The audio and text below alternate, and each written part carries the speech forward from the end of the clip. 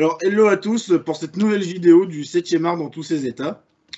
Alors, ce soir, j'ai en ma compagnie Clémence. Salut. Boris. Fabrice. Salut. Et Jason. Salut. Alors, cette fois-ci, on va parler du cultissime et mélancolique The Crow de Alex Proyas, adapté des comics de James O'Barr.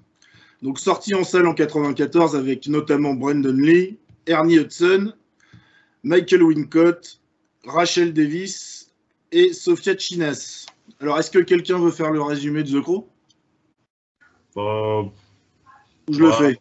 Vas-y, fais-le. Hein. D'accord, pas de souci. Bien parti. Bah, pas de problème. Alors, donc, le 30 octobre à Détroit, Eric Draven et Shelley Webster sont retrouvés morts à leur domicile la veille de leur mariage. Eric est passé par la fenêtre criblé de balles, mort sur le coup. Shelley décède dans un état critique à l'hôpital après avoir été torturé et violé. Un chouette programme, quoi, en fait. Hein. Ça donne de la joie. Donc, Eric et Shelley sont enterrés côte à côte, hein, dans le même cimetière, forcément. Donc, il y a une année qui passe. Et puis, il y a la petite Sarah, qui était leur amie de leur vivant, qui vient déposer des fleurs. Et à la nuit tombée, Eric, comme par magie, sort de sa tombe, guidé par un étrange corbeau, qui va, en gros, être son guide vers la justice et la vengeance. Voilà, en gros, pour le petit résumé, quoi. Donc, pour ma part, j'ai découvert l'univers de The Crow en 90. Hein. Je devais avoir 7 ans à cette époque-là. Hein.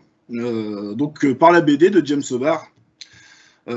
Pour la petite anecdote, moi j'étais chez un petit bouquiniste avec mes parents. Et puis, la couverture du bouquin m'a attiré dans une vitrine, quoi. Et j'ai supplié mes parents de me l'acheter, quoi. Et avec cette espèce de mec peinturluré en blanc et noir, coiffure de punk et tout, quoi. Ça m'a vachement attiré, vous comprendrez pourquoi. Hein. Et puis, ce que j'y ai lu, ça m'a marqué, hein, émotionnellement parlant. Et puis, surtout la préface qui expliquait un petit peu le vécu de son auteur. Et donc, forcément, le film m'a marqué aussi, hein, puisque c'est un dérivé, quoi. Et en plus, un très bon dérivé, ce qui est assez fidèle. Donc, déjà, je vous remercie de l'avoir visionné, puis de me donner l'occasion d'en débattre avec vous. Hein. Et puis, on va passer à vos avis. Donc, on va commencer par le plus jeune de la bande. On va commencer par Jason. Eh bien, en fait, sur le coup, tu vois, je l'ai pris un peu... j'ai pris un peu comme je prendrais un film actuel. Ouais. Et c'est pas du tout la bonne approche. Et donc, au début, je me disais, bon, je suis un peu mitigé parce que, tu vois, j'aime bien le héros, j'aime bien l'histoire, mais tu vois, l'univers, on a l'impression que ça fait dark juste pour être dark, pour être dans la tendance qui arrive des années 2000. D'accord. Et finalement, en fait, quand tu vois tout le contexte de l'histoire et de la création de l'œuvre, c'est vachement justifié et finalement, c'est un film où il faut avoir le contexte, en fait. Et tu le diras parce que tu as beaucoup de choses à dire là-dessus. Mais oui, en fait, une fois que tu as le contexte, le film, tu le revois dans ta tête autrement et tu l'apprécies, en fait. En fait, de quel contexte tu parles, en fait? Du contexte par exemple, de Brandon Lee, ce qui lui est arrivé. Ah oui, oui, oui. On en parlera. Oui, bien sûr. Et puis du contexte de la création de l'œuvre et tout. Ah oui, oui. Évidemment. Et donc, finalement, sur mon avis... j'ai bien aimé donc les musiques, j'ai bien aimé le jeu d'acteur, surtout Brandon Lee, c'est un très très bon acteur. Oui. Et voilà, donc mon avis sur le film. D'accord, je suis content que t'aies bien apprécié du coup. Alors, honneur aux dames ou les messieurs veulent parler d'abord? On n'est pas misogyne, on peut laisser les dames parler. Hein. Alors vas-y Clémence alors. Alors, pour moi, The Crow, c'est un film totalement sublime. Partagé tout au long du film entre la violence, l'amour, la folie et la vengeance, le réalisateur Alex Proyas, excusez-moi, et le regretté Brandon Lee nous livrent une pure merveille. Honnêtement, moi, j'ai adoré ce film. Enfin, je l'avais vu il y a longtemps avec Jérôme, mais c'est un vrai plaisir vraiment de... Ah oui, il y a longtemps qu'on l'avait vu. Vraiment de le revoir. Les décors sont glauques, gothiques. À souhait et vraiment il reflète une certaine beauté vraiment super poétique en fait. En fait, ce film c'est vraiment, il est vraiment très poétique en fait. derrière tout ce qui peut cacher en drame et en histoire, ce film reste vraiment un film vraiment très très poétique en fait. Tous les acteurs se débrouillent plutôt bien. Par contre, le scénario est assez basique, mais on s'y prend facilement au jeu sans aucune difficulté. Certains dialogues sont très percutants et très très bien placés. Les punchlines sont vraiment... voilà, dès qu'il y a une petite punchline, on a le petit sourire qui va sur le coin des lèvres. Donc certains, voilà. Les personnages d'Eric Draven, le personnage d'Eric Draven est vraiment très très attachant. Enfin, moi, je l'adore ce personnage. J'en ai même pleuré au point. J'ai versé ma petite larmichette au moment où c'était bien triste. Après, il faut noter aussi que la bande son est vraiment magnifique. Toutes les musiques sont percutantes. Il n'y a rien à dire de mal sur les musiques. Les scènes d'action sont bien menées, même si, bon, bah voilà, ça reste de la bagarre. Hein, on ne va pas se mentir. Après, je vois pas ce que je pourrais dire d'autre sur ce film, sauf que c'est un pur chef-d'œuvre à pas rater. Et puis bah voilà, moi j'ai adoré ce film, une ambiance à la Batman, un peu Burton, l'ambiance noire, glauque. Ah oui. Moi ça m'a fait penser un petit peu à ça. Après, je trouvais aussi que bon, les méchants sont un petit peu clichés. Hein, ouais, cliché, voilà. Je trouve que les méchants sont un petit peu clichés. Par contre, avec les noms, hein, moi, il y en a un qui m'a fait marrer, c'était Ting Ting. Hein, moi, Ting Ting, je voyais un homme bridé, pardon, désolé, mais bon, je voyais pas un noir. Ting Ting, pour moi, ça me fait pas pour rigoler. Après, le méchant, là, je sais plus comment il s'appelle, celui avec les grands cheveux longs, là. Son nom est pas cité dans le non, film, mais, c'est Top Dollar. Voilà. Les cheveux longs, en mode un peu vampire, hein, qui aime bien les yeux, un truc comme ça, un univers un petit peu bah, il est bien barré, quoi. Oui, voilà, je trouve que les univers étaient bien. Et puis non, franchement, un très bon film. Par contre, qui a un peu mal vieilli, je trouve. On voit un peu les effets spéciaux. Moi, il y a une scène un petit peu qui m'a marqué. Je crois que c'est la première scène qui arrive. C'est tous les immeubles et tout. Et on l'a regardé en version HD, et en fait on a vu directement que c'est des maquettes. En fait on voit directement en fait que c'est des maquettes. On va dire que je pense qu'il n'est pas fait pour ce format-là, il a peut-être été trop modifié l'image, quoi. C'est ça. Et ils l'ont trop lifté, voilà. Bon, après c'est pas gênant, hein, parce que voilà, ça reste. Mais on voit tout de suite que c'est des maquettes en fait, donc c'est vrai que c'est pas bon. Moi je peux pas trouver ça gênant, mais pour des personnes qui aiment bien pas trop voir les effets spéciaux, c'est vrai que directement la première scène quand on voit que c'est des maquettes, c'est vrai que ça coupe un peu, mais bon, après, moi, je trouvais que l'ambiance était parfaite. Donc, très bon film, et puis une pure merveille à mes yeux. Voilà, pour moi. Mais merci, Clémence. De rien. Vas-y, Fabrice, parce que je crois que tu avais parlé dans les derniers, la dernière fois. J'avais parlé dernier, justement, j'animais, donc forcément... Exactement, Evil Dead, c'est vrai. Moi, qu'est-ce que j'ai pensé de ce film? Alors déjà, à la réal, on a quand même Alex Proyas, qui, après The Crow, 4 ans plus tard, il nous sort Dark City. C'est ça. Un peu plus tard, il nous sort iRobot. Oui. Et un peu plus près de nous, Gods of Egypt, qui est pour moi réellement un boulet. Voilà. Ou Son Seiya pour les amateurs. Aussi, ça y est, on va faire la comparaison exacte. Mais voilà, il est capable du meilleur comme du pire. Oui, bah, comme beaucoup de réalisateurs. Voilà. Au niveau de l'histoire, on est vraiment sur un revenge movie très très classique. Oui. Le gars, il vient venger classique. Il vient venger sa fiancée, quoi. Parce que je pense que c'est plutôt dans ce sens-là qu'il vient venger, parce que venger lui-même. Il ne clairement pas venger sa propre mort, oui. Voilà. Parce qu'il était réellement amoureux. On le voit dans les différents flashbacks tout au long du film. Il y a réellement une relation fusionnelle entre les deux personnages, même si on n'a pas le temps d'en apprendre plus que ça sur Shelley. Non, c'est vrai. Et du coup, moi, j'ai trouvé que la résurrection d'Eric ressemblait un peu à une naissance. Tout à fait. Parce qu'il sort de sa tombe, il se met en position à moitié fétale, il est comme s'il allait apprendre à marcher, on le voit tituber, machin. Donc, c'est vraiment, il est en phase d'apprentissage, comme s'il avait un nouveau corps.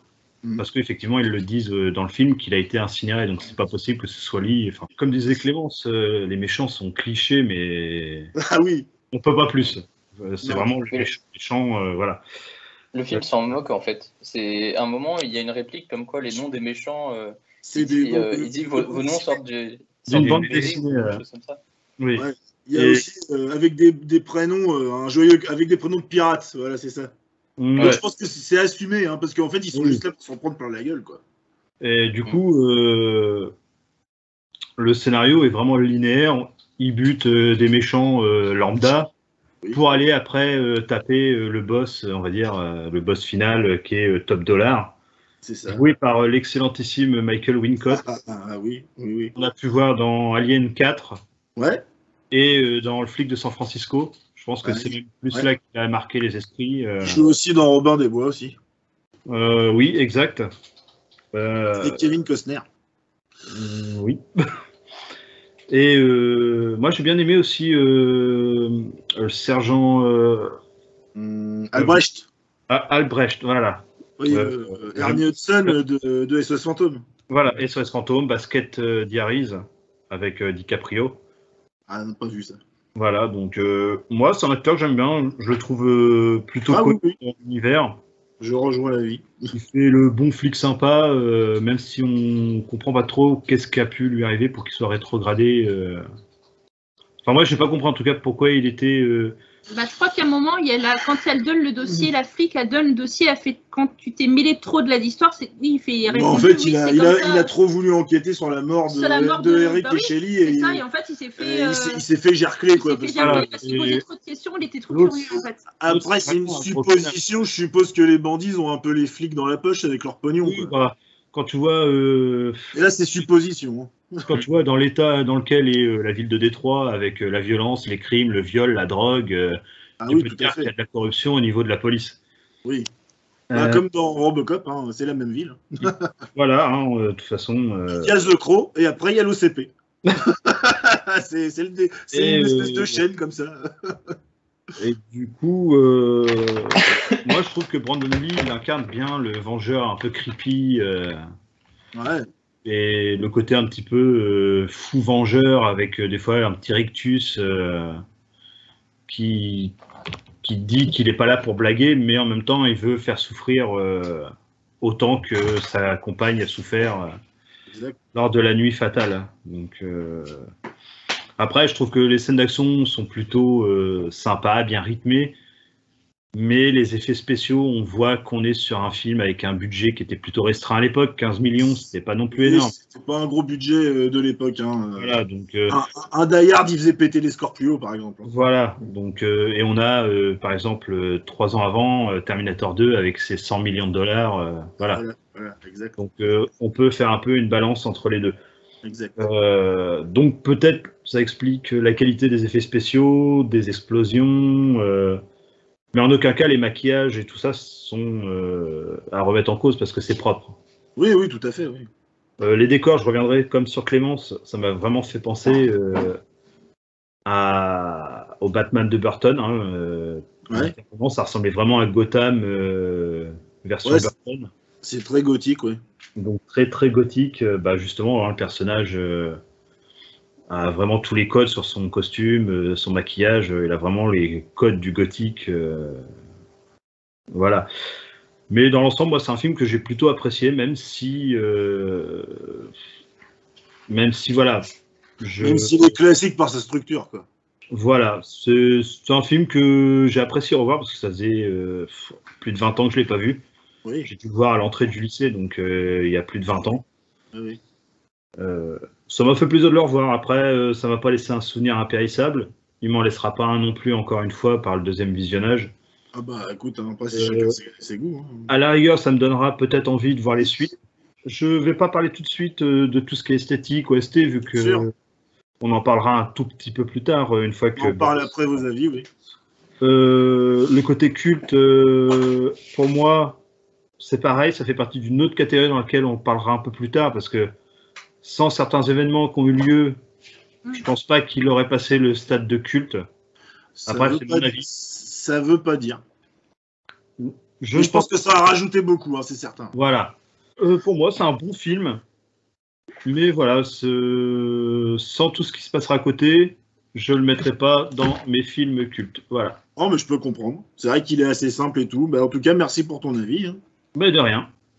Allez, on passe à l'ami Boris, qui a de nombreux fans sur nos différentes... Et je les remercie d'ailleurs. Alors, The Crow, je suis un peu comme Fabrice, je l'ai vu il y a plus de 20 ans quand j'étais au lycée. Ah oui.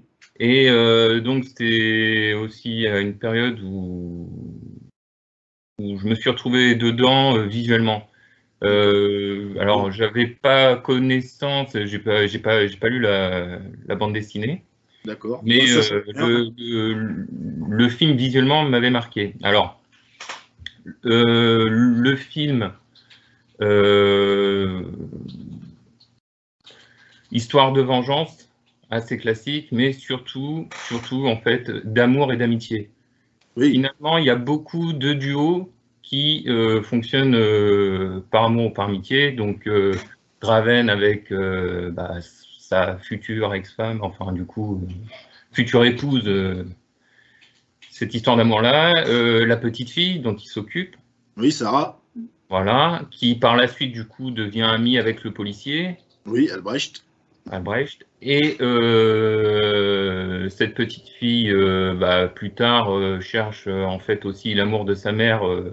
Voilà, oui.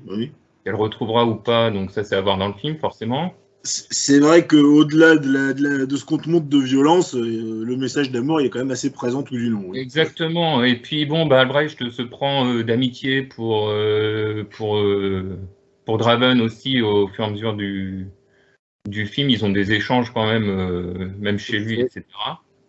Donc amour, amitié. Et puis amour, on peut en rajouter un autre, un amour incestueux d'ailleurs, puisque... Je m'en doutais celui-là. Je sais pas. Il y en a pas un qui l'avait cité afin que ce soit lui, quoi. Je le sens qu'il vient à 4 mètres, quoi. Vas-y. Bah non, mais c'est la fille de son père, de toute façon, ça marche, non? $1 et sa demi-sœur, quand même. Oui, bien sûr. Ça match, non, la fille de son père, il précise bien. Elle, c'est ta sœur, il précise bien. Non, la fille de mon père. Voilà. Il fait un distinguo qui apparemment justifie ce qu'ils font. Voilà, ce qui fait qui le dédouane totalement. Voilà, ça dédouane. Donc voilà, et puis en parallèle, forcément, on a la haine et la vengeance. Donc voilà, sans s'étendre, quoi, le meurtre de départ, cette fameuse bande de méchants à éradiquer, et ce grand méchant final, on va dire. Et puis voilà. Pour l'ensemble, alors bon, je trouve les mêmes qualités que vous y avez trouvées, mais et les mêmes défauts qui m'ont sorti aujourd'hui et pas à l'époque. Donc on en revient en fin de compte à cette qualité d'image qui a quand même été retravaillée, à ces codes visuels actuels, enfin voilà quoi. Tu trouves que le ton gothique est un peu forcé, quoi? Alors forcé, mais en même temps, je me suis dit, je sais que ça venait d'une BD ou d'un, je sais pas, c'est un roman graphique, une bande dessinée, je sais pas. C'est un graphic novel plutôt qu'une BD, oui. Parce que il y a vraiment des pen-pages avec de l'écriture, voire même des poèmes à l'intérieur, ou des pensées de son auteur. D'accord. Des pensées très joyeuses. Et donc, je me suis dit que ce côté forcément gothique appuyé et très graphique à l'écran, du coup, venait de là. Alors, je me suis renseigné qu'après, c'est en noir et blanc à la base, c'est ça? Ah oui, c'est un noir et blanc total, oui. Voilà. Là, on sent qu'il y a une tendance vers ce noir et blanc qui n'est pas absolu et total et qui est renforcé notamment par du rouge et du bleu. Ouais, ou des lumières vives. Quelque chose de très graphique au début. Oui. Bon, voilà, un côté un petit peu BD sur certains visuels, même la coupe de cheveux du méchant, improbable. C'est vrai, oui. Voilà, et puis bon, c'est les défauts des années 90, donc on en revient à ces fameux décors maquettes et ce tournage, je pense que c'est du tournage plateau. Pour moi, les décors, c'est pas de l'extérieur, c'est vraiment du pur plateau. Il y a une partie d'extérieur, je pense, mais pas beaucoup. Je pense que genre lors des scènes de poursuite, c'est du plateau, genre quand il court sur les toits, c'est du plateau. Ça se voit. On est d'accord.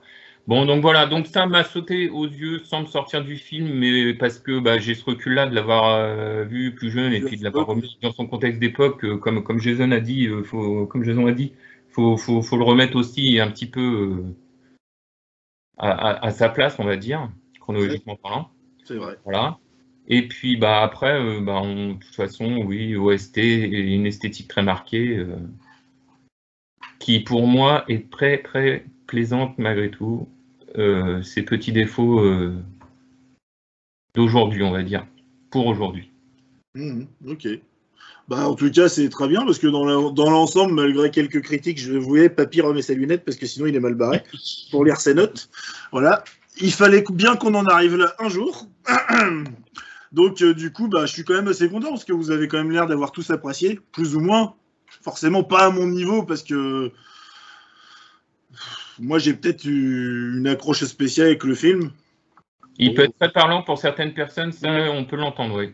Oui, Ouais. bah, on va dire que moi je vais Et puis enchaîner. t'as commencé à 7 ans, hein. C'est un film qui a une histoire avec toi, donc c'est normal. Oui, puis on va dire qu'aussi je me reconnais vraiment dans le personnage parce que je fais souvent l'idiot quoi quand je suis avec vous et tout, mais au final je suis assez déprimant et triste en vrai. Et en fait le caractère du personnage me correspond totalement parce qu'au final on voit bien qu'il est un peu théâtral, il joue un rôle. Et, en fait moi ça me touche parce que c'est un peu ce que je fais dans la vraie vie quoi. Donc je vais vous donner mon avis, hein, puisque après tout je suis là pour ça aussi. Hein. Donc, bah moi, ce que ça raconte, ça me touche. Hein, cette soif de vengeance envers la vie. Hein, moi, j'en ai toujours eu un petit peu. Après ça, et je crois que j'en suis pas sorti. Après, c'est sûr que ma lecture en amont du comics, ça m'a aidé à aimer le film encore plus. Hein, parce que moi, je sais pas. Après, c'est mon vécu peut-être qui parle, mais j'ai l'impression d'avoir une espèce de connexion spirituelle un petit peu. Pas avec le film, pas avec la BD, pardon. J'y reviendrai parce qu'au final. Eric Draven, il est un peu déshumanisé dans le BD. C'est une espèce de machine à tuer sans cœur. Il est quand même un peu plus humain dans le film. Ça, c'est un côté que Proyas a rajouté qui m'a bien plu. Et donc, bah ouais, bah vous l'avez dit, hein, c'est un revenge movie avec un scénario assez simple, hein, qui invente rien. Hein. Après, il tire sa particularité quand même d'avoir un héros qui est surnaturel. C'était quand même pas commun dans les revenge movies à cette époque-là. Puis d'ailleurs, ça ne l'est toujours pas, parce que quand on regarde ceux qui sortent aujourd'hui, bah souvent c'est des mecs qui sont à peu près immortels comme John Wick, mais ils sont humains normalement. Alors que là, il a vraiment un côté surnaturel assumé, quoi. Alors, faut savoir qu'il est quand même classé dans la catégorie des super-héros. Donc, moi, je suis pas du tout d'accord avec ça. Moi, je sais pas ce que vous en pensez. Ah, je suis pas d'accord, si non. tu classais Ghost Rider comme un super-héros, quoi. Pour moi, c'en est pas un. On est bien d'accord. Donc déjà, parce que bah, Eric, hein, sa motivation première, c'est la vengeance. Hein. C'est pas un désir de l'altruisme, il vient pas pour aider quelqu'un, hein, il vient pour se venger. Hein, et puis buter les salauds qui ont détruit sa vie, puis qui parallèlement leur font revenir dans la souffrance. Hein, parce que je pense que, comme tu disais, il revient sous une sorte de naissance, ça se fait pas dans le bonheur hein, et la joie. Hein. Donc après oui, malgré ce côté assez vengeur, ouais, il a son humanité quoi, on le voit bien. Hein, il condamne dans la boutique de Gédéon, il le condamne, il lui dit une bague pour une vie, il se préoccupe quand même de ce qui arrive aux autres. Donc il n'est pas totalement axé que sur sa propre misère. Hein, Et puis il aide la maman Sarah aussi à un moment donné. Voilà. Quand il est dans la salle de bain. Là, c'est un peu spécial. Il y a un affect pour la gamine. Il la connaissait d'avant. Il s'en occupait tout le temps, quoi. Oui, je sais, mais bon, il n'était pas obligé de le faire non plus. Oui, bon, bah, c'est quelqu'un de gentil, quoi, en fait. Hein. Donc voilà. Hein.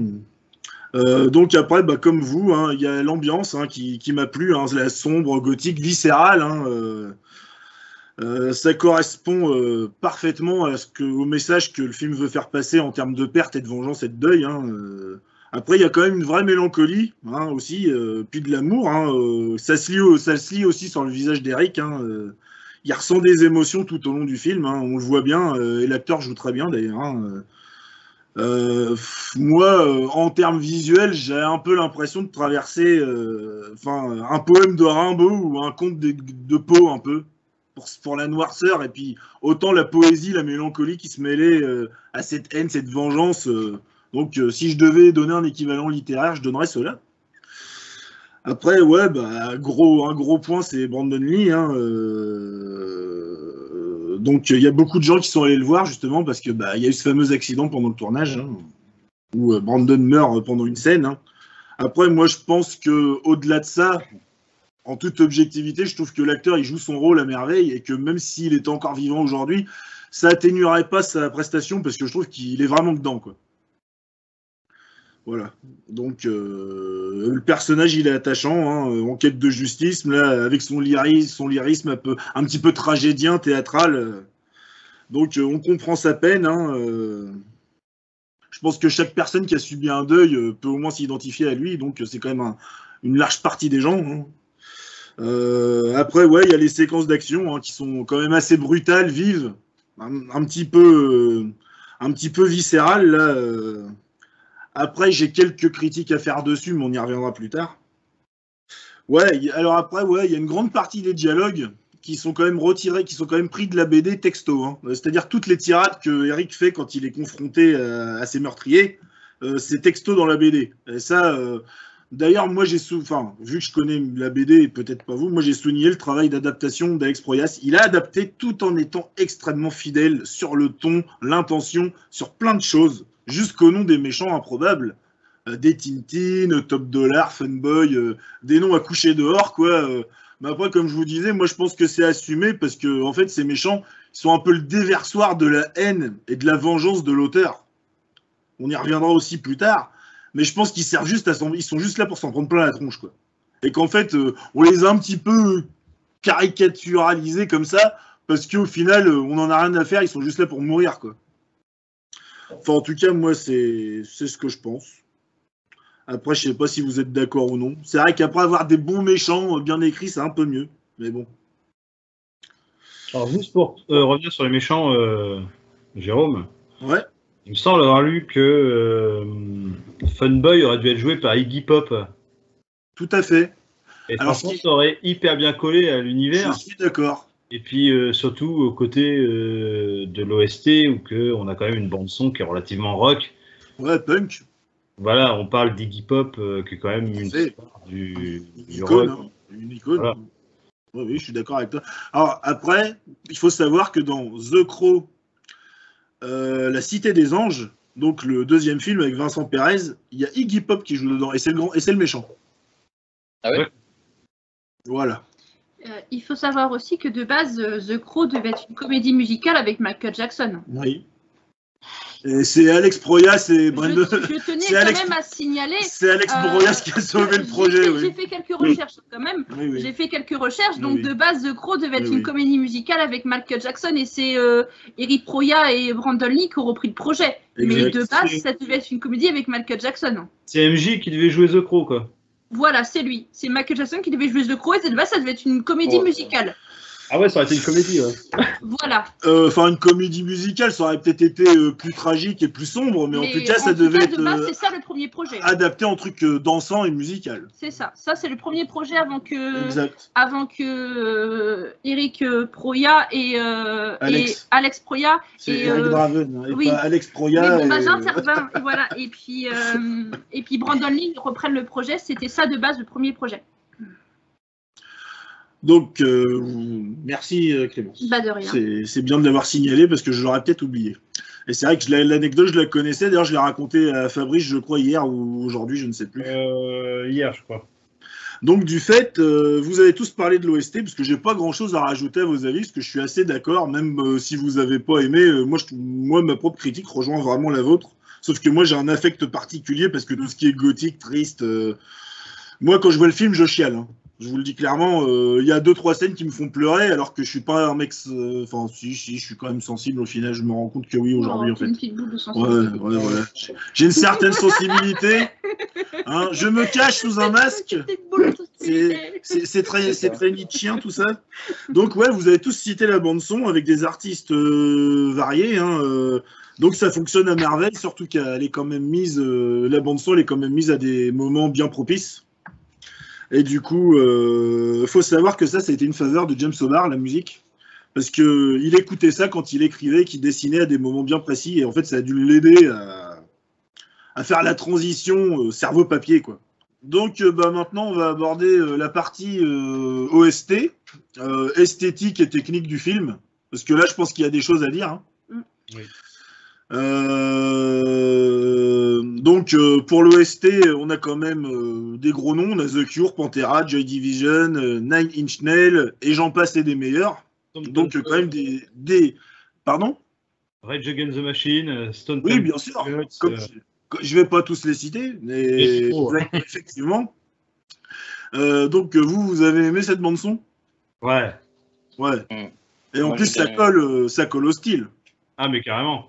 Ça colle au style et même ça l'illustre parfaitement par les textes, puisqu'au moment où c'est comment dire, on les entend dans le film qui correspond à des scènes plus ou moins clés au niveau des sentiments, ça exprime les sentiments, la noirceur, la tristesse et tout ça. En fin de compte, après, je crois que Burn, par exemple, de The Cure, qui est le passage où il se maquille, là, les paroles, la chanson a été écrite exprès pour le film. D'accord. Voilà, et c'est clairement ma scène préférée. En termes de scénographie et d'intensité.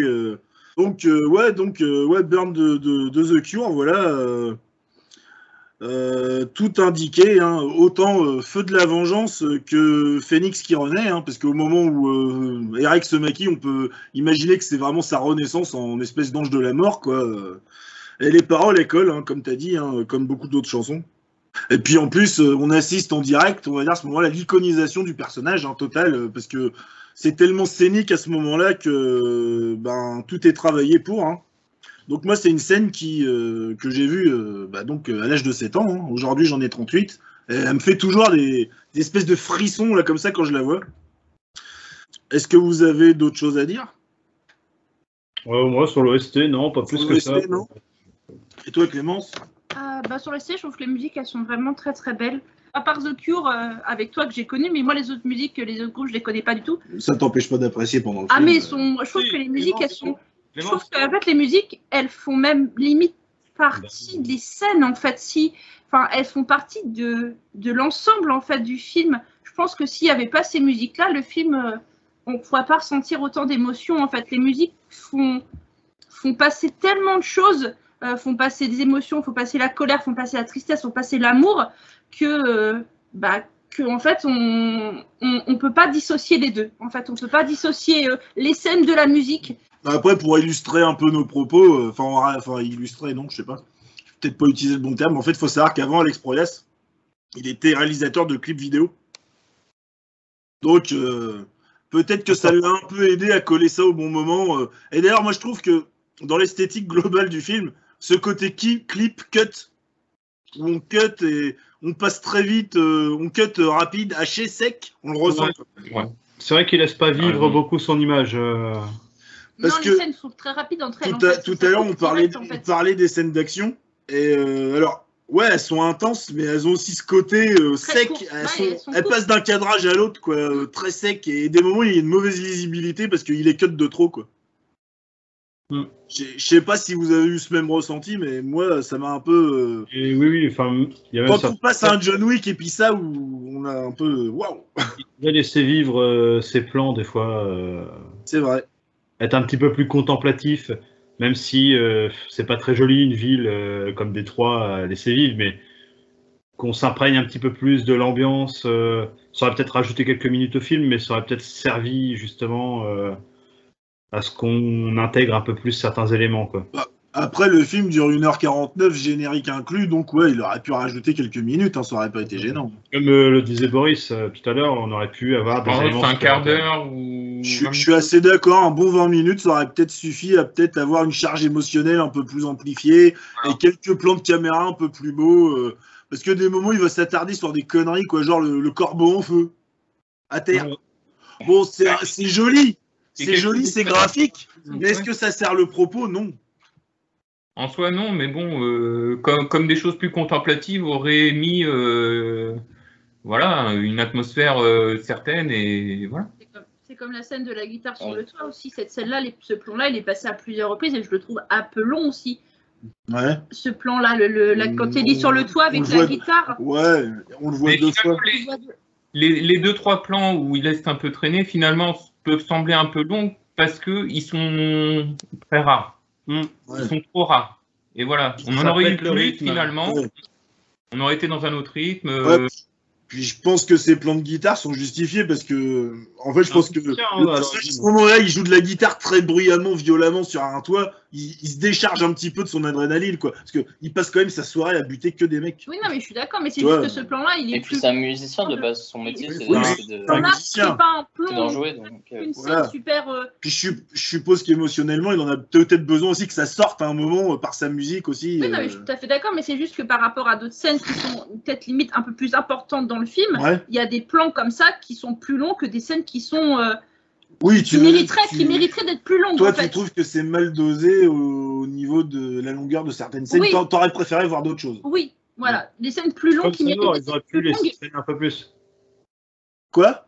Comme sa mort, le plan de sa mort, je trouve que Oui, ça. voilà, c'est ça. Je trouvais que cette Ils auraient scène-là pu, était plus. Aurait été plus Ah longue, oui, était plus longue en fait. on le voit tomber, bim, quoi. C'est C'est réglé, ça. quoi. Donc c'est vrai que ce plan-là aurait peut-être mérité d'avoir quelques minutes en plus qu'un plan de guitare sur un toit qui Faire un prend parallèle avec, quasiment 5 minutes, quoi. Faire un Alors, parallèle avec sa vraie mort, enfin sa première mort, où pareil, il tombe. Ils auraient pu faire un petit parallèle par rapport à tout ça, et puis le voir mourir plus lentement que là, Ah là, et pouf, il s'écrase comme une crêpe, quoi. Ouais, c'est sûr. bah, Est-ce la que vous- guitare, Oui, vas-y. pour revenir à la guitare, oui. Bah, en fait, je pense que c'est fait exprès parce qu'en fait, comme on l'a dit, c'est quelqu'un qui est rené et il s'appelle pas René, mais il est né de nouveau. On la garde. Ah, faut qu'on la garde, celle-là. Oui, c'est sûr. Bon, il est né de nouveau et Jérôme qui se cache. Putain, t'avais pas le droit, quoi. Ouais. Et donc, Je vais revenir. Allez, on respire. donc il est dans un corps mais qui ressemble à celui qu'il avait vivant, mais en fait il ne sait pas s'il est lui-même. C'est toute la question du film, c'est de Oui, parce qu'il c'est de s'est savoir, fait incinérer. Oui, de base, il est en Bah, poudre. Hein. savoir De toute qui façon, il est aussi. On Et, voit et qu'il cherche un peu son passé. Hein. Oui, de toute façon, oui. C'est ça. Et avec sa guitare, il essaie de retrouver, de se Oui, montrer, de se prouver à lui-même qu'il est lui-même, tu vois, parce que Bien sûr. c'est une recherche d'identité en fait. Oui, parce que le corbeau le guide vers tout ce qui a été sa vie, mais en fait, lui, s'il suivait le corbeau bêtement, il se les réapproprie pas, quoi. Oui. Et justement, le passage où il fouille dans son passé pour retrouver un minimum son identité, je trouve que c'est pas encore assez développé non plus. Moi, j'aime cette scène parce que je trouve que justement, on alterne avec, tu vois, ce mec-là qui sort de sa tombe, quoi, position fétale, renaissance, tout ça, et puis il arrive dans cet appartement où, fatalement, il a pas trop de souvenirs de sa mort, en fait, hein, parce que lui, il est passé par la fenêtre, il a pas tout vu, en fait. Et là, il est assailli de flashbacks là, qui arrivent comme ça, là, qui lui font mal, quoi. On voit clairement qu'il est en souffrance, quoi. Et en plus, l'appartement est dans la pénombre et les flashbacks sont rouges vifs. Rouge, ouais. Donc, comme si que c'était très violent, comme un choc, il se prend ça dans la tronche. Moi, je trouve que la scène, elle est peut-être trop rapide, mais je trouve que c'est quand même une des meilleures scènes du film, quoi. Ah, mais je la remets pas en cause. Je trouve justement qu'elle est pas assez longue. Ah, peut-être. Ah oui, toi, t'en redemandais encore, quoi. Ouais. Oui. Ah. Moi aussi, j'avoue. D'accord. Parce que je trouve que ça fait quand même relativement vite pour qu'il retrouve un minimum son identité. Oui. Alors après, vous avez d'autres choses à ajouter sur le côté esthétique, les effets spéciaux peut-être, les cadrages, des plans de caméra qui vous ont plu, je sais pas, ou qui vous ont déplu. Hein. Moi, je vais revenir quand même sur ces maquettes et ce côté un petit peu plateau.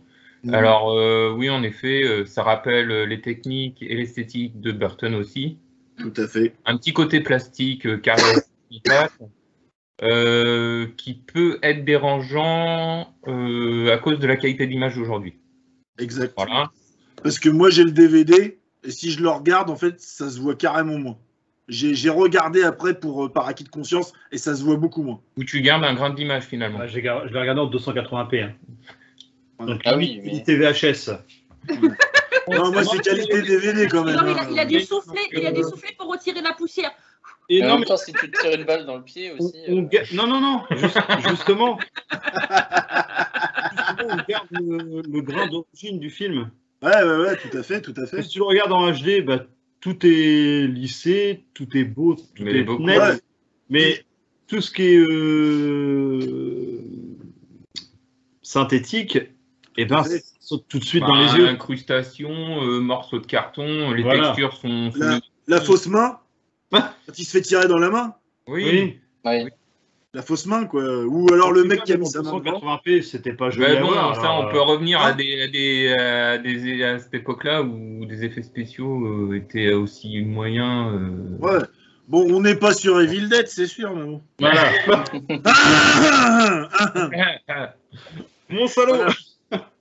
Non, après quelque chose de, oui, de l'esthétique très marqué de Draven. De toute façon, quoi qu'il arrive, c'est lui qui fait visuellement. Ça aurait mérité plus de contraste à l'image parce qu'il y a des moments où son maquillage finalement est un petit peu effacé par l'éclairage. Ouais, Et- genre, on voit qu'il y a un gros mec blanc, quoi. Voilà. Grosse Et tête blanche. franchement, ça mériterait presque un traitement de l'image pour que ce soit plus proche de la BD, du coup, noir et blanc. Un traitement de l'image similaire éventuellement à Sin City, par exemple. On va dire que la BD, il a travaillé ses noirs et blancs avec des lavis. D'accord. Donc, des fois, il y a quand même des teintes de gris. Donc, il a quand même bossé beaucoup le contraste, histoire que ça soit pas, justement, comme tu dis, saturé, quoi. Et en fait, moi, je trouve qu'on retrouve un peu ce style-là aussi chez Zack Snyder, où il y a des noirs profonds, là, et tu vois plus rien des moments. Très contrasté. Tellement la lisibilité. Contrasté et saturé et, comment dire, surexposé et contrasté, ouais. Limite. Tout à fait. Donc, Tout très à On fait. n'en a pas parlé, voilà. mais c'est Ouais. vrai que, en fait, vu que Brandon Lee est décédé pendant le tournage, en fait, il y a un certain nombre de scènes où c'est pas lui qui joue. Et ils ont incrusté son visage dessus sur Chad Stahelski, qui est le réalisateur de C'est ça. John. Voilà, D'accord. et qui est Et, éducateur. On en parle Et donc, dans notre review de To Doom. Oui. Oui.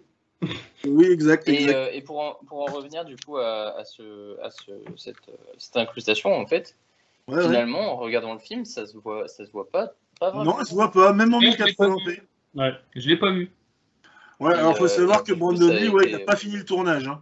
Et en fait, il meurt au moment où Funboy lui tire dessus. Donc la fameuse scène de la main. Et en fait, il se fait vraiment tuer à bout portant.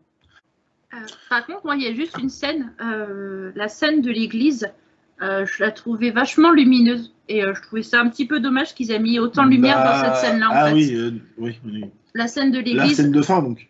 Non, la scène où les deux méchants se rencontrent dans l'église, là, tu sais, où il se fait tirer dessus et qu'il devient mortel parce qu'il se fait tirer dans le corbeau. Bah oui, c'est la scène de fin. Oui, voilà, c'est ça. Et je trouvais que cette scène-là était vachement lumineuse par rapport à tous des autres plans qu'on a pu voir. Alors, Et tu justement, vois, j'aurais aimé avoir cette scène-là. Je pensais pas c'est qu'elle soit peut-être- aussi lumineuse. C'est peut-être le symbolique christique parce qu'il est dans une église, du coup, de la lumière. Tu Justement, vois. c'est ce que j'allais dire, c'est peut-être le côté rédemption.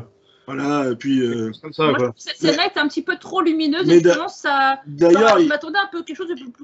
il y a un truc qu'on n'a pas abordé en fait tout à l'heure dans nos avis dans le film, c'est qu'en fait il a aussi ce côté, il peut pas mourir. Donc il est un petit peu en mode, il en joue à mort quoi. Il se prend des balles de partout, il s'en fout. Puis en fait, il est trop sûr de lui et sur la fin du film, il se fait avoir. Et là, ça complique les choses. Il y a quand même un retournement de situation qui est bien amené.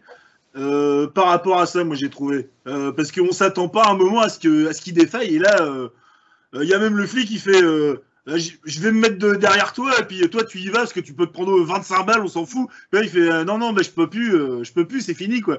Et en fait, il se retrouve un peu. J'ai qu'un terme. J'ai qu'une insulte qui vient à l'esprit, c'est malheureux d'être comme ça. Il se fait niquer quoi. Désolé.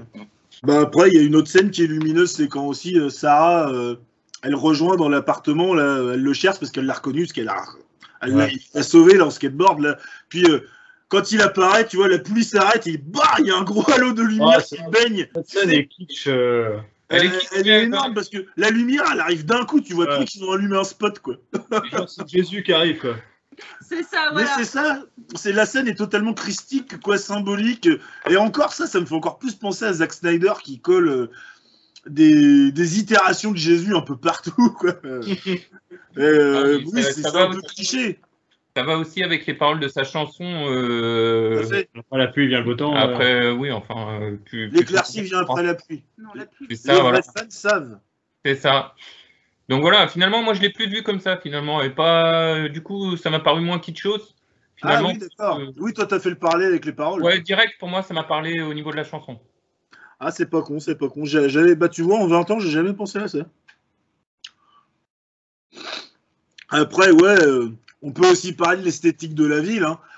La ville qui est très très sombre, avec des noirs profonds, puis dès qu'il y a une lumière vive, genre un lampadaire, c'est pour accentuer le noir. On est quand même dans la misère sociale, quoi.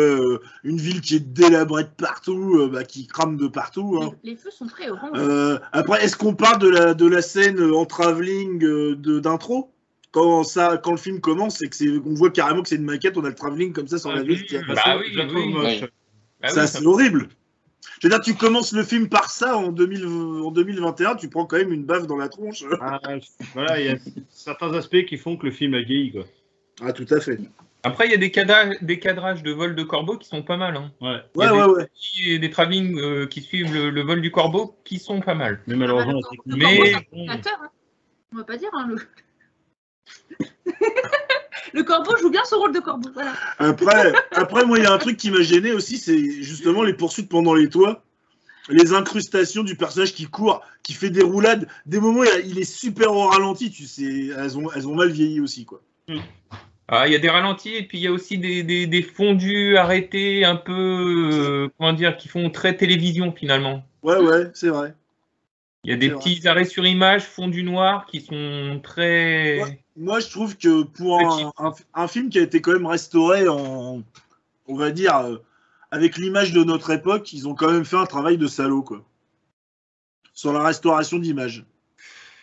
Et vu que le film est très visuel, en fait, parce que tout passe par l'ambiance visuelle, sonore, tout ça, ben, ça aurait peut-être mérité qu'il s'attarde un petit peu plus sur cette restauration, histoire d'avoir un truc qui passait crème, quoi.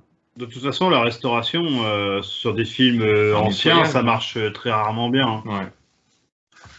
Ouais. Voilà, à moins de reprendre image par image et faire un travail à chaque fois, je ne vois pas forcément l'intérêt d'avoir fait un dépoussiérage de ce film, en fait. Un petit truc, vous avez autre chose à rajouter là-dessus? Non, moi j'aimerais bien aborder après le côté mythologique. Pour moi, voilà, le choix du corbeau... Je pense que c'est un choix fort de l'auteur de la bande dessinée, parce que je suppose qu'il y a le corbeau aussi dans la bande dessinée ou dans le oui, il est abordé d'une autre façon même que dans le film.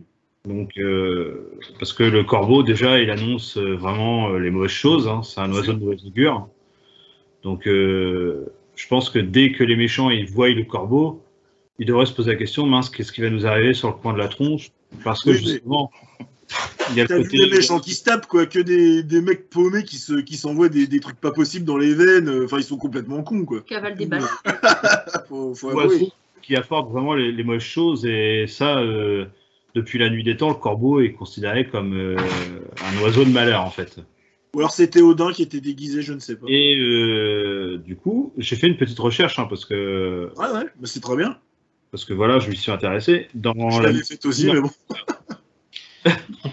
Dans la mythologie nordique, notamment en Suède, le corbeau représente les âmes des personnes qui ont été assassinées.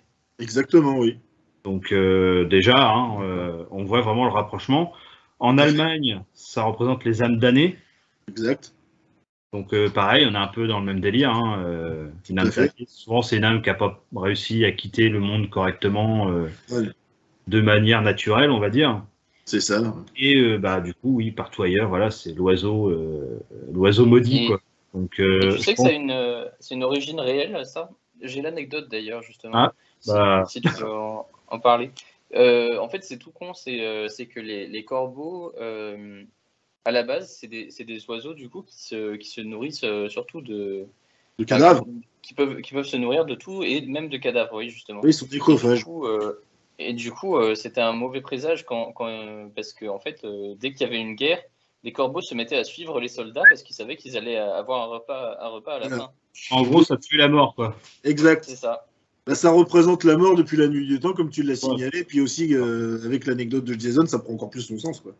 Voilà, donc c'est vraiment... moi, c'est vraiment quelque chose que je voulais souligner, parce que le corbeau est quand même un élément central du film et de l'œuvre en général. Hein. C'est même son titre d'ailleurs. D'ailleurs. Donc c'est plus que majeur. Hein. non seulement il guide Eric, mais aussi voilà, il lui sert Dieu pour voir un peu où sont ses adversaires. Ah bah c'est son GPS. Hein. Voilà. Donc- Et puis, C'est le nouveau Tom-Tom. Dans la BD, c'est même sa conscience, parce qu'en fait, il se parle en fait. Et en fait, dans la BD, Eric est un peu plus désincarné, quoi. C'est vraiment une machine à tuer, presque sans cœur, quoi. Il est vraiment revenu pour en découdre, quoi, vaille que vaille. Et un peu comme la scène où il va chercher Skanks là, dans la boîte de nuit, puis que les mecs ils disent non mais tu peux pas l'avoir, et là tu vois il est très vindicatif, il fait alors vous mourrez tous, tu vois, faut pas s'interposer entre moi et ma vengeance, quoi. Et en fait il est comme ça tout le temps dans la bande dessinée, c'est-à-dire qu'il a pas de côté humain, quoi. Et en plus c'est renforcé par son maquillage, quoi, en fait. Donc, moi, justement, quand on parle aussi que le film va trop vite, oui et non. Parce que dans un sens, Proyas, il a développé plus Eric que James Hobart, alors que logiquement, il devrait être un peu un personnage miroir, quoi. Mais je pense qu'il était peut-être dans un état d'esprit très haineux au moment où il a écrit le bordel. Hein, donc, ça doit jouer. Et du coup, oui, pour revenir sur le corbeau, on le voit dans le film, hein, ils sont vraiment liés jusqu'au bout, quoi. Exact. À mon avis, si le corbeau il mourait, Eric mourrait. Hein. Et tu sais ce que tu disais sur le. Si le corbeau meurt, il perd son immortalité, mais il meurt pas. Tu peux le retuer. Ah, parce que le corbeau est pas mort quand il perd son immortalité.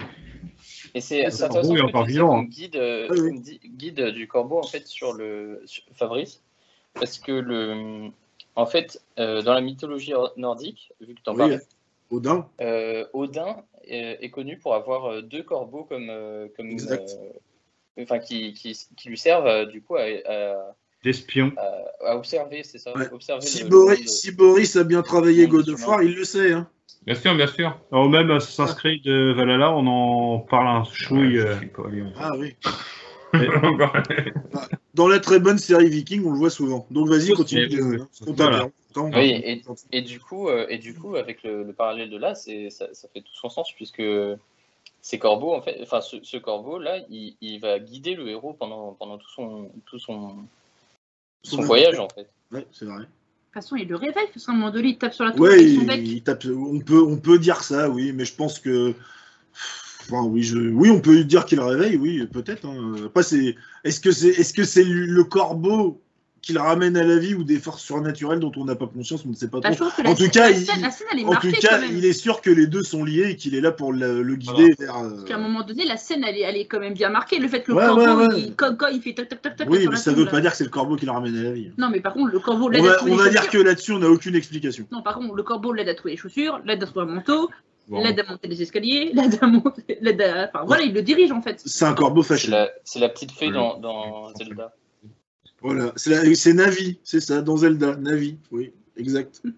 Donc maintenant, on va parler, si vous avez envie ou pas, hein, sinon je vais me faire foutre, de la mort de Brandon Lee. Donc Brandon Lee, acteur américain, hein, qui est né en 65, le 1er janvier à Oakland, en Californie. Donc The Crow, c'est pas son premier film. Hein. Avant, il a fait Rapid Fire, un film d'action policier avec. Je savais le nom de l'acteur tout à l'heure, mais maintenant, je l'ai complètement zappé. C'est horrible. Donc, je ne sais plus. Power Boost, voilà, Power Boost. Donc oui, alors on va revenir sur le truc. Hein, c'est que, oui, Brandon Lee. Donc, c'est le fils de Brandon Lee qui. De Bruce Lee, oui, de Bruce Lee. Donc, Bruce Lee. Qui lisait beaucoup, hein, effectivement. Donc, qui est mort aussi, hein, 20 années avant. En 73, à l'âge de 32 ans, il est mort d'un œdème cérébral chez sa maîtresse, dû à une trop forte dose de médoc, des antalgiques, des analgésiques. Apparemment, il se shootait à mort. Et en gros, le cerveau, il a pinché, quoi. Enfin, il faisait pas bon d'être un lit, en fait, quoi. Après, en fait, ce qui se passe, c'est que le fait qu'ils soient morts tous les deux, ça a émis des rumeurs un peu farfelues dont on n'a aucune corrélation, ni si on sait si c'est vrai ou pas, quoi. Par exemple, on évoque que, en gros, pour financer sa carrière, Bruce Lee donc, aurait emprunté de l'argent à la triade. qu'il avait un différend avec son producteur de l'époque, celui Raymond Shaw, qui est donc le patron de la Golden Harvest, qui est une grosse société de production HK. Donc ils étaient en bisbille, apparemment il l'aurait fait tuer. Il y a ça aussi qui est évoqué. Il y a des rivalités dans le milieu des arts martiaux. Donc certains maîtres auraient voulu sa mort parce qu'en gros, il était trop populaire. Après, on évoque des causes plus surnaturelles, des fantômes, la famille maudite, le karma, des trucs comme ça. Bon, après, ça a de l'intérêt que pour qui veut bien en prêter. Hein. Donc, pour revenir à Brandon, hein, qui est le sujet qui nous intéresse, donc il a 28 ans quand il tourne The Crow. Hein. Et puis, on est le 31 mars, en pleine nuit. Donc, le 31 mars 93, hein, en pleine nuit. Donc, il y a l'acteur Michael Mass qui joue Funboy, qui doit tirer sur Brandon avec un revolver chargé à blanc. Sauf qu'il y a une balle qui est coincée dans le canon, et une balle non factice. Et en fait, ce qui se passe, c'est que quand la balle à blanc va être percutée, le peu de poudre que ça va projeter les deux balles. Donc, premièrement, la balle factice, et ça va pousser la balle réelle en même temps. Donc, ce qui se passe, c'est que Brandon, il va s'écrouler à terre, hein, comme il l'a fait pendant les répétitions. Donc, au début, tout le monde croit qu'il fait le con et qu'il se relève pas exprès, histoire de faire chier. Et au final, malheureusement, il se relèvera jamais. Hein. Donc, après, il y a eu une enquête. Hein, Michael Mass, il a été totalement mis hors de cause, hein, parce qu'en fait, ils se sont aperçus que c'était dû à un mauvais entretien de l'arme. Donc, c'était totalement accidentel. Alors, toujours est-il que comme il a quand même appuyé sur la gâchette, il a quand même été un peu traumatisé. Hein. Il a arrêté son métier d'acteur quelques années, puis il a suivi une thérapie. Donc, est-ce que vous pensez, vous, que sans cet événement tragique, le film, il aurait cet impact culte qu'on lui prête? Alors, attention, hein.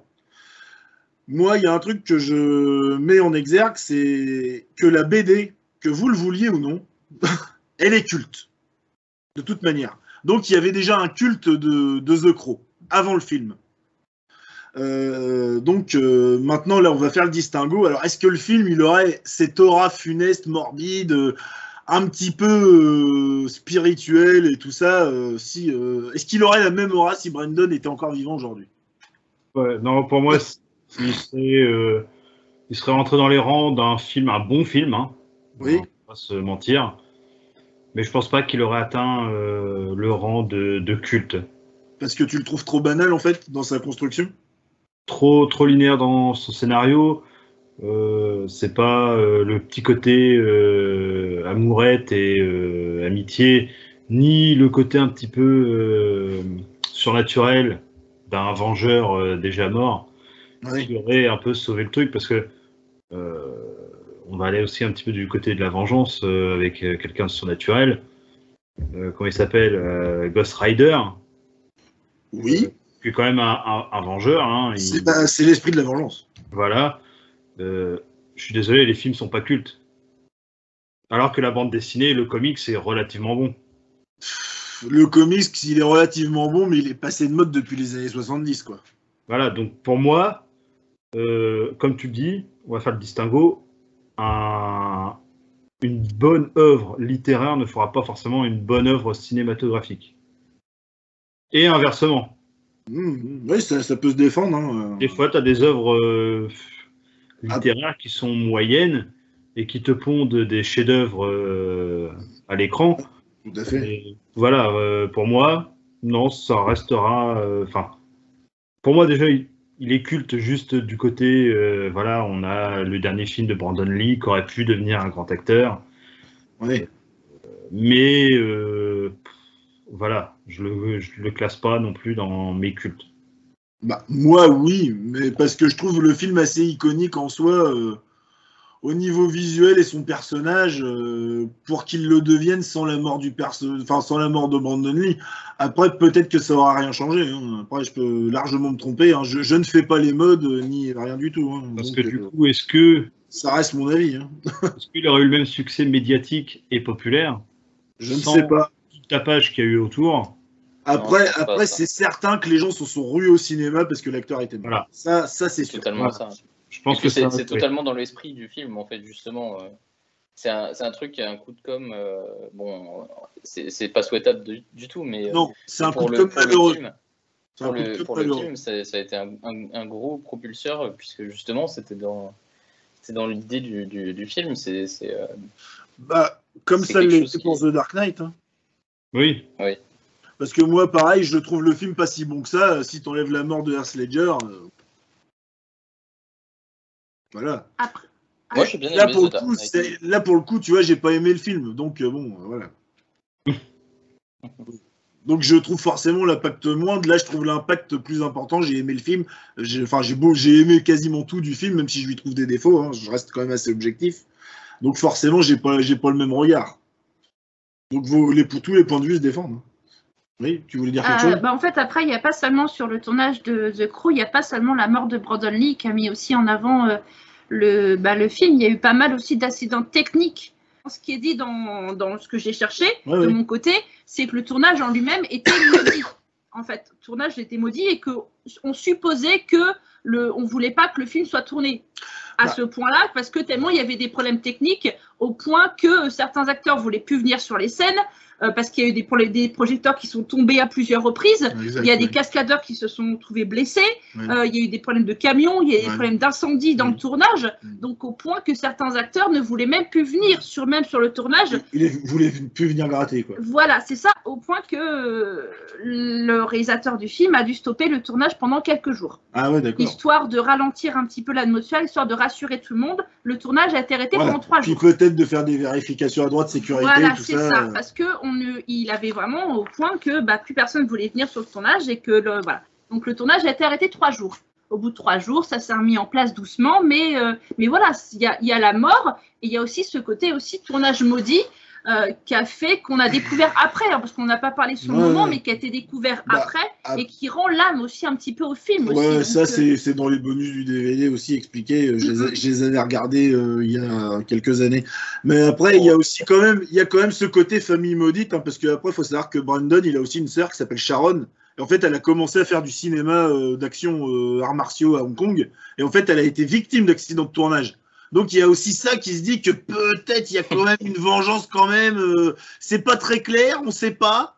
Rien n'est prouvé, mais quand même ça continue. Donc du coup, il faut savoir que Sharon Lee, donc, elle a arrêté sa carrière d'actrice pour retourner là où est la place de toute femme, dans la cuisine, derrière les fourneaux. Voilà. Et après on dit que le groupe n'est pas misogyne. Il n'est pas misogyne, il dit la vérité. Tu veux ta morte? Je suis déjà morte, t'as vu ma gueule? Oui, tu vas une deuxième fois, je peux jurer que là tu finiras. Tu vas pas revenir au côté maudit. Donc j'ai une petite anecdote là-dessus. Vas-y. Alors, vrai ou pas vrai, je suis pas sûr non plus. Mais il paraîtrait que à l'époque, Brad Pitt était ami avec Brandon Lee. Oui, j'ai vu ça aussi. Et Brandon Lee lui aurait confié à peu près 1 an avant sa mort. Ouais. Il savait qu'il allait mourir jeune. Peut-être pas de quelle façon, mais il était sûr qu'il allait mourir jeune, quoi. Après, il y a beaucoup d'acteurs morts vers 27-28 ans. Il y a eu un peu le. Après, tu vois, il a peut-être dit ça par rapport à son père, parce que perdre Bruce Lee quand tu t'appelles Brandon Lee très jeune, ça doit quand même te marquer, quoi. C'est sûr, ouais. Donc, tu grandis avec une popularité due à ton père, mais tu n'as plus ton père pour te protéger. Exactement, puis ça doit te travailler, parce que tu te dis, je fais le même métier. Est-ce qu'il y a toutes les rumeurs qui ont duré 20 ans, lui, il a dû se les bouffer dans la tronche plus d'une fois.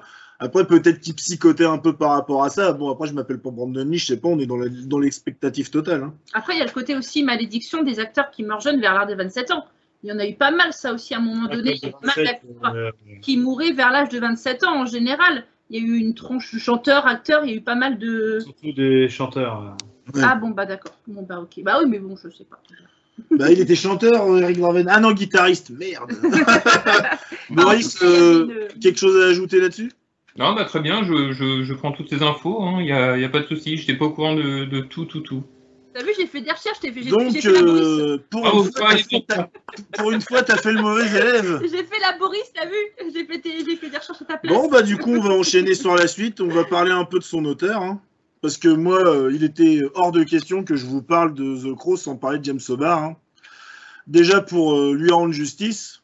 Vous allez comprendre pourquoi. Puis aussi pour lui déclarer mon admiration et ma sympathie. Hein, parce que j'ai pleuré plus d'une fois en lisant le bouquin et puis en regardant le film aussi. Oui, je suis une petite fille sensible et je mets des culottes roses avec des cœurs. Bon, Voilà. James Hobart, si tu nous écoutes, c'est pour toi. Voilà, Voilà. et les culottes roses aussi sont pour toi. Donc, faut comprendre que l'œuvre et puis le respect qui a été fait par Alex Proyas, elle est quand même essentielle pour comprendre le film. Et ça peut même aider à voir certaines choses qui peuvent paraître simples, parce qu'on a parlé beaucoup de simplicité dans l'intrigue, les méchants, tout ça. Ça peut paraître simple, mais quand on connaît l'histoire un petit peu de pourquoi est né The Crow, ça peut aider à y voir plus en profondeur, quoi. Donc, faut savoir que James Hobart, il a couché ça sur le papier, hein, pour, on va dire, survivre aux morts de de sa future femme, en fait. Il lui est arrivé un petit peu la même chose qu'à Eric Draven. Hein. Donc, faut savoir que c'est quelqu'un qui a pas une vie facile. Hein. Il y a une vie chaotique, hein, ce personnage, dès la naissance. Hein, sa mère, c'est un cas psychiatrique avéré. Hein. Elle sait même pas quand il est né. Elle a jamais su lui donner une date de naissance. En fait, il a eu une date de naissance attribuée par l'État. Donc sa date de naissance attribuée par l'État, c'est le 1er janvier 60. Voilà, donc après, il a un parcours assez classique d'enfant un peu né dans la misère, quoi, l'adoption, la famille d'accueil, tout ça. Truc classique. Hein. Donc à 17 ans, il s'en va de sa famille d'accueil actuelle, quoi, parce qu'il s'est jamais intégré, hein, et poursuivre donc Bethany, hein, l'amour de sa vie. Puis donc, le couple va faire sa petite vie, quoi. Ils vivent simplement, ils sont heureux, ils n'ont pas beaucoup de thunes, mais bon, tant pis, quoi. Ils sont heureux, c'est bien. Puis Bethany, un jour, elle va se promener dans les rues de Détroit toute seule. Puis là, il y a un conducteur ivre qui va perdre le contrôle de son véhicule et qui va la faucher sur le bord du trottoir. Et elle va mourir sur le coup. Donc, on imagine bien que James Hobart... dis donc, je vous ai tué, là, vous avez des têtes pas possibles. On sent l'ambiance à pile, là. On sent l'ambiance à pile. Le film n'est pas joyeux, mais James Hobart non plus. Hein. Faut voir une interview de James Hobart, le mec, si t'as la joie de vivre, c'est fini. Hein. Je pense que même à l'heure actuelle, il s'est toujours parmi de la mort de sa femme. Hein. C'est James au comptoir, alors. Quoi? James au comptoir? James au comptoir. Oh là là là là. Paul Dance. Attends, je vais le faire. Moi. Paul Dance. Donc, pour essayer de surmonter un peu ce deuil, James Hobart, il va partir dans le corps des Marines pendant 2 ans. Et en fait, au bout de 2 ans, il arrête parce qu'en fait, il n'arrive pas à passer le cap, quoi. Et en fait, il revient donc de l'armée avec la ferme intention de se venger fort de son expérience militaire acquise pendant 2 ans. Hein. Et en fait, quand il revient à Détroit, il fait des recherches et il s'aperçoit que le meurtrier de sa femme, donc ce chauffard ivre, il est mort. Donc il est privé de sa vengeance. Et là, il va sombrer dans l'alcool, la drogue, les médocs, enfin tout ce qu'il peut pour oublier, parce que je pense que le fait qu'on lui enlève encore quelque chose, la justice, la vengeance, il supporte pas. Et puis du coup, il va se lancer à faire The Crow. Hein, donc pour un petit peu comme thérapie, comme exutoire, hein, puis déverser sa haine et sa frustration en créant le personnage d'Eric Draven qui est un peu la vengeance personnifiée. Hein. Donc moi c'est un comics qui m'a marqué parce que je l'ai lu quand même quand j'avais 7 ans. Et ce que James Hobart a vécu, c'est bien stipulé en préface. Et en fait, ça t'aide à avoir une autre approche de la BD, quoi. Et en fait, moi, j'ai vu que c'était écrit avec les tripes, quoi. Sentais que le mec, il déversait vraiment son vécu là-dedans. Et en fait, moi, ça m'a beaucoup touché, quoi. Donc après, je vous ai fait un petit parallèle BD-film en quelques points très rapides. Donc, faut savoir que Eric et Shelly, dans la BD, ils sont pas attaqués dans un appartement, mais sur le bord d'une route. Donc, c'est Shelly qui meurt sur le coup et Eric qui voit toute la scène. Donc, ce qui peut expliquer qu'Eric est plus vindicatif dans la BD et un peu moins dans le film, puisqu'il a pas tout vu, en fait. Donc, c'est un peu inversé et Alex Proyas, il en a tenu compte. Donc, c'est très bien, du fait, parce que ça fait il y a un trauma un peu moins important, quoi. Après, Faut savoir qu'aussi que Eric, bon bah là il se défoule en jouant de la guitare comme un taré sur les toits de Détroit. Dans la BD, il se mutile carrément, hein. Il se pique, il se drogue avec de la morphine, il s'arrache la peau avec des barbelés. Enfin, il est vraiment barré quoi. Enfin, il est vraiment dans la souffrance totale, même physique. Hein.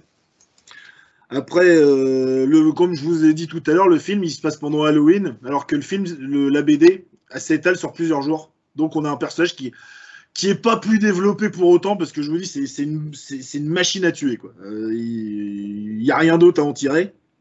Après, une autre différence, c'est que Top Dollar, c'est pas le gros méchant de la BD. Top Dollar, c'est un sous-fifre. Le gros méchant, c'est T-Bird. Celui avec la petite queue de cheval qui meurt dans la voiture.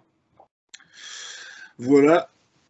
Après, on va dire qu'il y a eu aussi des petits changements. Par exemple, le lien avec le corbeau. C'est-à-dire que, comme je vous expliquais tout à l'heure, le corbeau parle à Eric dans la BD. Ils veulent l'arrêter quand il va trop loin et qu'il s'égare par accès de fureur de sa mission. Quoi. Ils veulent lui faire « Oh là là, calme-toi, reviens en arrière, prends du recul sur les choses, patati patata », alors que dans la BD, il n'a pas vraiment besoin de ça, puisqu'au final, dans la bande dessinée, il a des amis. Il a Sarah et il a Albrecht. Il faut savoir que Albrecht, dans la BD, il le rencontre dans la même scène qu'il y a dans le film, c'est-à-dire l'explosion du magasin de Gideon. Et en fait, il ne le rencontre dans la bande dessinée qu'à ce moment-là. Et Albrecht, on ne le revoit jamais. Donc c'est un personnage qui a vraiment été,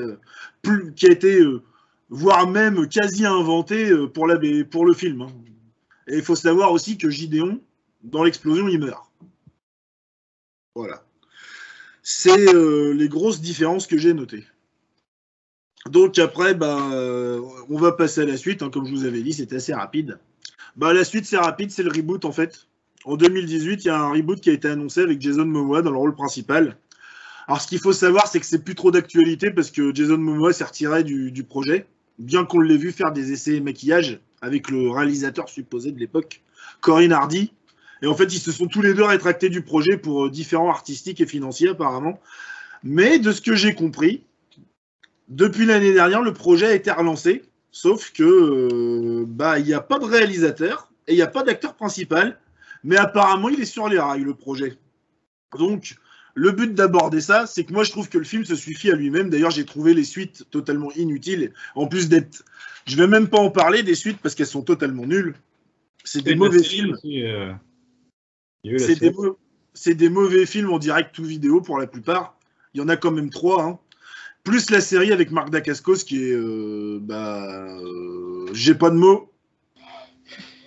Donc Marc Dacascos qu'on a pu voir dans John Wick 3. Hein. Comme quoi tout est lié, Chad Tadeschi, patati, patata. Donc moi après, pour vous, est-ce que ça mérite un reboot? Un reboot? Non, je pense pas.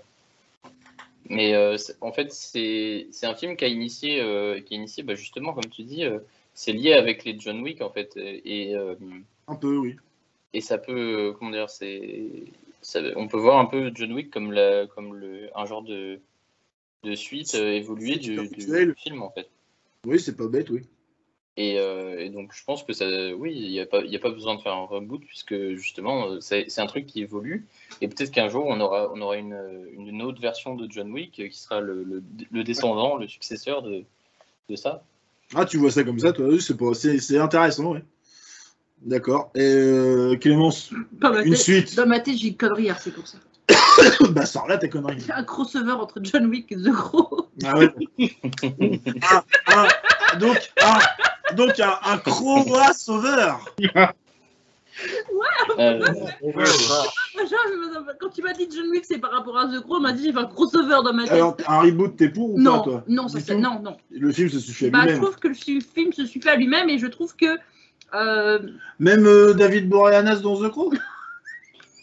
Non, tu veux pas? Non, David Boreanaz, c'est Angel. On s'arrête ici. On va pas plus loin. Non, Bones. Non, stop. Donc, faut savoir quand même que dans les suites, on a quand même Iggy Pop, Kirsten Dunst aussi, hein, qui joue dans un des The Crow. Mary-Jane dans Spider-Man de Raimi, elle joue dedans. C'est The Crow Salvation, je crois. J'ai pas. Quatrième, non? Hein? C'est le 3 ou le 4, ça, c'est. C'est le dernier. Non, c'est l'avant-dernier, donc c'est le troisième. Voilà. Donc toi, Fabrice, qu'est-ce que tu penserais d'un reboot? Non. Non. Enfin, je j'ai pas d'avis tranché en fait du coup. Mais Oui. ça aurait fait bizarre de voir un Samoan avec les. Ah. Ouais. Moi, je voyais pas Jason Momoa le faire déjà avec sa carrure parce que ça sortait carrément le personnage de son côté un peu frêle, quoi. C'est ça. Ouais. À la rigueur, ouais, un mec de la carrure d'un Tom Cruise, d'un Keanu Reeves, Ouais. même comment il s'appelle Encore Keanu Reeves, ah non. Ah Non, mais c'est c'est une juste bonne idée, c'est bien, c'est bien. Moi, j'en bouffe assez, c'est bon. Je valide. niveau gabarit, Ouais. même un. Oh, Keanu Reeves, les cheveux longs, monolithiques, un peu habillé tout en noir, qui avance comme ça. Là, ouais, bon, The Crow, oui, on peut faire un parallèle. Robert Pattinson. Comment il s'appelle Jesse Eisenberg aurait peut-être pu faire l'affaire. Ah, c'est vrai qu'il est très frêle, mais bon, je sais pas s'il aurait la carrure d'un rôle comme ça. Robert Pattinson. Robert Pattinson dans The Crow. Oui, aussi. Pas grand, fin, avec une tête pas très aimable, quoi. Et Boris, tu serais pour, toi, un reboot, toi? Qu'est-ce que t'en penses? Ou alors Boris en reboot. Reboot, moi, oui, je verrai un intérêt. Oui. Parce que je reviendrai sur le fait que tout ce côté graphique pourrait être amélioré avec les techniques d'aujourd'hui. Donc moi, vraiment, rien que pour l'aspect graphique porté à l'écran, ouais, je kifferais voir autre chose au niveau de l'image qui soit encore plus poussé, travaillé et qui est possible enfin aujourd'hui, quoi. Du coup, réellement, Moi, après, Le côté technique, purement esthétique et technique. toi, c'est le côté technique. Moi, ce qui me ferait peur, c'est qu'ils aient trop la folie des grandeurs. Trop la folie des grandeurs dans la réécriture qui fasse totalement autre chose et que ça soit très mal adapté et qu'on perde tout, quoi. Ça, oui. Christopher Nolan, si tu nous écoutes. Ah non, merci, non. Ah bah si, parce que pour moi, il a tout bousillé Batman. Il a tout bousillé. Bon, enfin bref, c'est un avis personnel. Bon, bah voilà. Donc on va dire que dans la généralité, hormis Boris, pour le côté esthétique, on n'est pas pour, quoi. Ouais, pas pour avec Jason Momoa. Donc voilà, donc à l'annonce de ce reboot, moi j'ai noté qu'il y avait quand même un revival The Crow, parce qu'il y a eu toute une série de figurines éditées par Jamon Select, dont une superbe statue Sideshow Premium Format, un truc à 800 balles. Hein. Forcément c'est hors budget, mais alors elle est magnifique, je vous jure. Donc bah, pour moi on a fait le tour du sujet. Je vous remercie d'avoir regardé le film, je vous remercie d'avoir participé. Je vous remercie de vos retours, de vos recherches, de votre investissement. Et puis, du fait, je vous dis à une prochaine vidéo alors. Très bien, merci. Ciao. Merci. Salut. Salut. Salut.